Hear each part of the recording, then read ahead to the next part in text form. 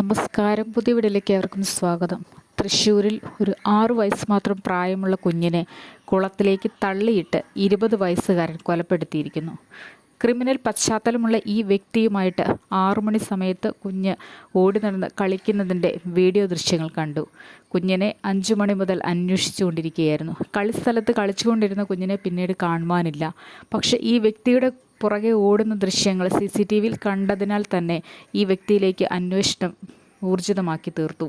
പക്ഷേ അതിനിടയിൽ ഇയാൾ കുഞ്ഞിനെ അതിദാരുണമായ രീതിയിൽ കുളത്തിലേക്ക് തള്ളിയിട്ട് ബലമായി കൊലപ്പെടുത്തുകയായിരുന്നു. കാരണം അതിലും ഞെട്ടിക്കുന്നതാണ്. കാരണം ഈ 20 വയസ്സുകാരൻ്റെ പീഡന ശ്രമത്തെ ഈ കുഞ്ഞെതിർത്തു. ലൈംഗികമായി പീഡിപ്പിക്കാൻ ഈ 20 വയസ്സുകാരൻ 6 വയസ്സുകാരൻ കുഞ്ഞിനെ ശ്രമിച്ചത് എതിർത്തതുകൊണ്ട്, അമ്മയോട് പറയുമെന്ന് പറഞ്ഞതുകൊണ്ട് അതിദാരുണമായ രീതിയിൽ കുഞ്ഞിന് മരണം ഏൽക്കേണ്ടി വന്നു. ഈ ലോകത്തിൻ്റെ പോക്ക് എങ്ങോട്ടാണ്? ഓരോ ദിവസം കഴിയും തോറും ഞെട്ടിക്കുന്ന ചില സത്യങ്ങളുമായിട്ടാണ് ഓരോ വാർത്തകളും പുറത്തേക്ക് വരുന്നത്. കുഞ്ഞുങ്ങൾക്ക് ആൺമക്കളുടെ കൂടെയും പെൺകുഞ്ഞുങ്ങളുടെ കൂടെയും ഒന്നും ഈ ലോകത്തിൽ ഒരു വ്യക്തികളുടെയും ഒപ്പം വിടാൻ മേലാത്തൊരവസ്ഥയിലേക്ക് ലോകം മാറിയിരിക്കുന്നു. ക്രിമിനൽ പശ്ചാത്തലമുണ്ട്. ബൈക്ക് മോഷണ കേസിലൊക്കെ പ്രതിയായ ഒരു വ്യക്തിയായിരുന്നു ഇദ്ദേഹം. അതുകൊണ്ട് തന്നെ ഇദ്ദേഹം ആദ്യ സമയങ്ങളിൽ ശവശരീരം തിരയുന്നതിനുള്ള നീക്കങ്ങളിലൊക്കെയും ഇയാളുടെ ശ്രമങ്ങൾ ഉണ്ടായിരുന്നു. പക്ഷേ ഇയാൾ പറഞ്ഞിരുന്നില്ല. ഇയാളുടെ പുറകെ ഓടുന്ന ദൃശ്യങ്ങൾ കണ്ടതുകൊണ്ട് തന്നെ പോലീസിൻ്റെ അന്വേഷണം, ചോദ്യം ചെയ്യൽ കുറച്ചുകൂടി ഊർജിതമാക്കിയപ്പോൾ ഇയാൾ സത്യം പറയുകയാണ് ഉണ്ടായത്. ഇത്തരത്തിലുള്ള ആളുകളുമായിട്ടുള്ള ബന്ധങ്ങൾ കുഞ്ഞുങ്ങളെ പുറത്തേക്ക് വിടുന്ന സമയങ്ങളിൽ വളരെയധികം ശ്രദ്ധിക്കണം. അറിഞ്ഞോ അറിയാതെയോ, അറിയാതെയാണെങ്കിലും ഏതൊക്കെ ആളുകളുമായിട്ട് കുഞ്ഞുങ്ങൾ ഇടപെടുന്നുണ്ട്. ആണുങ്ങളായാലും പെണ്ണുങ്ങളായാലും കുഞ്ഞുങ്ങൾക്ക് ഈ ലോകത്തിൽ ജീവിച്ചു പോകുന്നതിന് വളരെയധികം പ്രയാസം നേരിടുന്നു.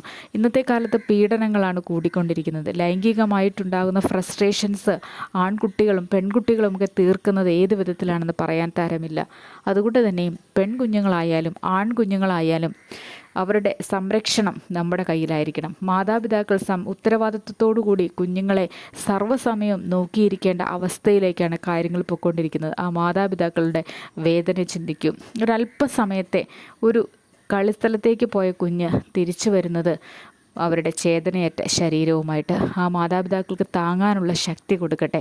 ഇതുപോലെയുള്ള ക്രൂരന്മാരായ ആളുകൾ നാട്ടിലുണ്ടെങ്കിൽ ഓടിക്കാൻ തയ്യാറാവുക, ഇല്ലെങ്കിൽ നിയമത്തിന് മുൻപിൽ കൊടുക്കാൻ തയ്യാറാവുക. കാരണം ഇവരൊക്കെയും ജീവിച്ചിരുന്നിട്ട് ഒരു പ്രയോജനവുമില്ല, ഓരോ ജീവനുകൾ എടുക്കാൻ മാത്രം.